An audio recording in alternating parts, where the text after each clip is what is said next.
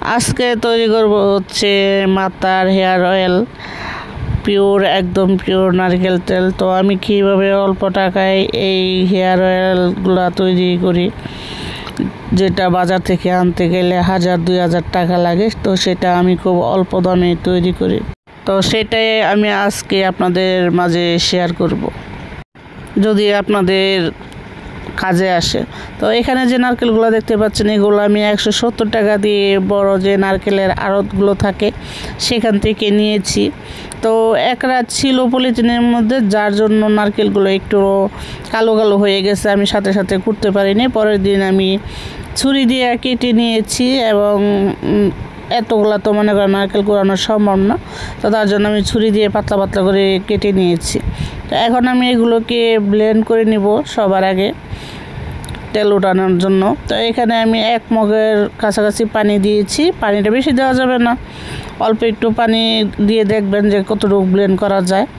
তো আবার যদি লাগে তো আবার দিয়ে নেবেন। তো আমি এখানে 1 মগ পানি দিয়েছি এক ব্লেন্ডারের মধ্যে।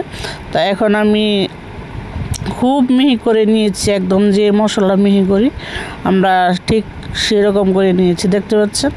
তো এগুলোকে আমি এখন আমার একটা ওড়না ছিল, তো আমি এটা দিয়ে সবসময় আমি বাটার আর নারকেল তেলগুলোই বেশিরভাগ নেই। তো এখন এই যে নারকেলের যে মিল্কটা আছে সেটা আমি এই ওড়নার মধ্যে দিয়ে চিপে চিপে একদম নিয়ে নিচ্ছি। তো ওড়না দিয়ে নিলে কি হয়, একদম ভিতর থেকে যেই রসগুলো থাকে বা মিল্কগুলো থাকে সেগুলো একদম বের হয়ে আসে। আর আপনি যদি ছাঁকনি দিয়ে করেন তাহলে কিন্তু এতটা শুকনোভাবে হবে না। তো আমি ভিডিও শট করার জন্য আমি সবগুলোকে অফ ক্যামেরায় ব্লেন্ড করে নিয়েছি, এবং যে মিল্কগুলো ছিল সেগুলো বের করে নিয়েছি। তো দেখতে পাচ্ছেন এই রাইস কুকারের ডিশটা কিন্তু পুরোটাই ভরে গেছে।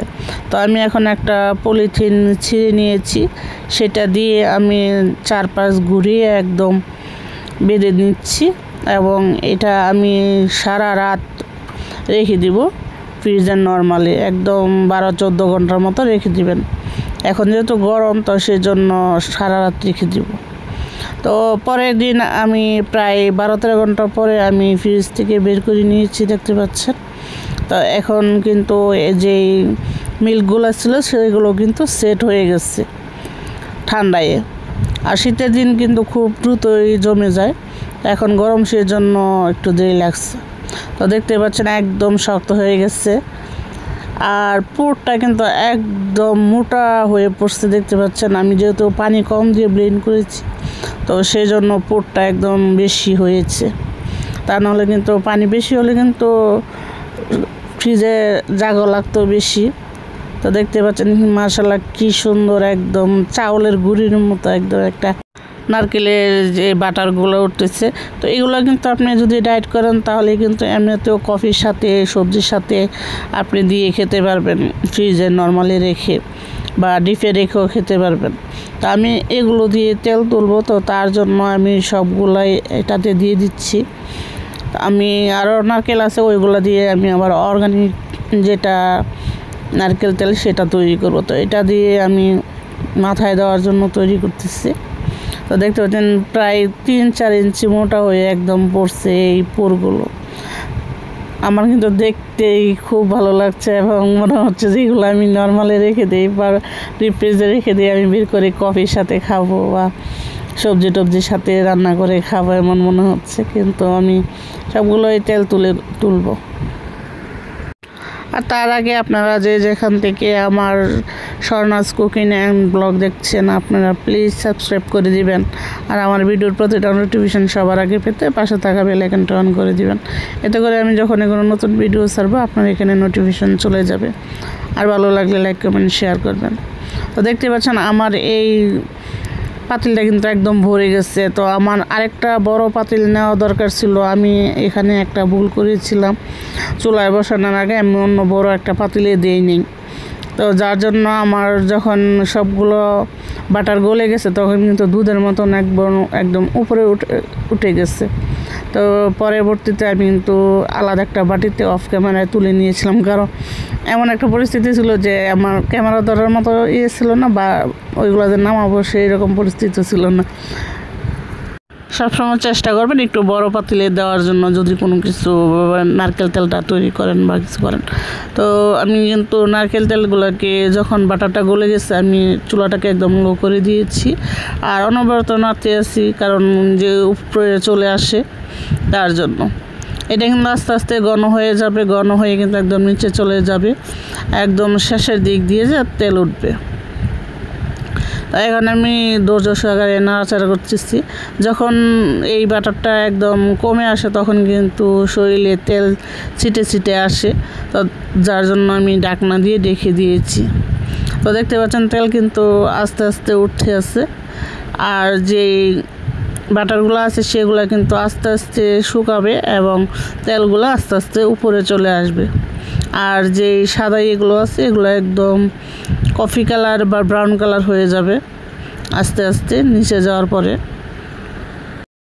আমি কড়াইতে দিই নেই, কারণ কড়াইতে দিলে দেখা যায় যে ওইটাতে তরকারি মার্কে রান্না হয়, তো মাথায় দিলে আবার তেলটা একটু জ্বালা পোড়া করতে পারে।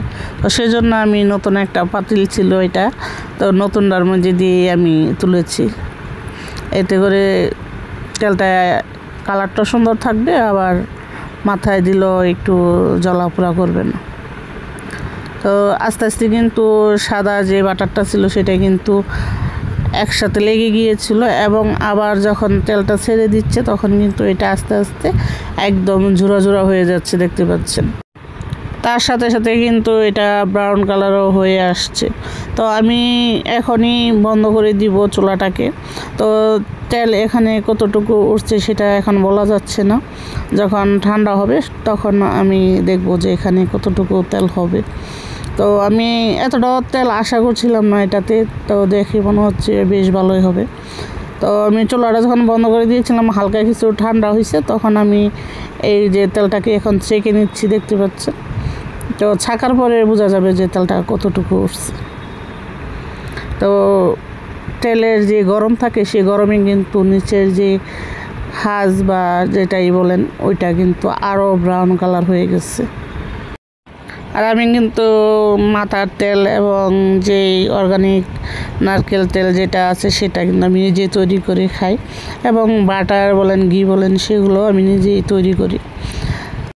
আপনারা যদি চান তো আমি এই তেলের মাঝে যে আমি হার্বালগুলো ব্যবহার করি ইনগ্রিডিয়েন্ট দিয়ে আমি সেটাও আমি যদি আপনারা বলেন তাহলে আমি সেই ভিডিওটাও একটা তৈরি করে দিব, যদি আপনাদের কাছে ভালো লেগে থাকে আর কি। তাহলে আর যদি ভালো লাগে তাহলে কিন্তু অবশ্যই আমার চ্যানেলটাকে লাইক অ্যান্ড সাবস্ক্রাইব করতে ভুলবেন না।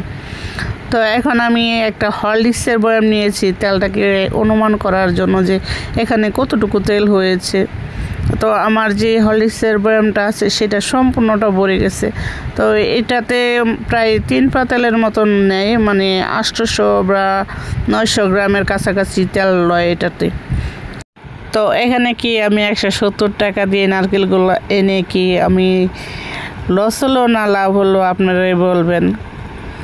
তো আমার এই রেসিপিটা যদি আপনাদের কাছে ভালো লেগে থাকে নারকেল তেলের, তাহলে অবশ্যই লাইক কমেন্ট শেয়ার করবেন, আর ভিডিওটা কেমন লাগছে আপনাদের কাছে সেটাও জানাবেন।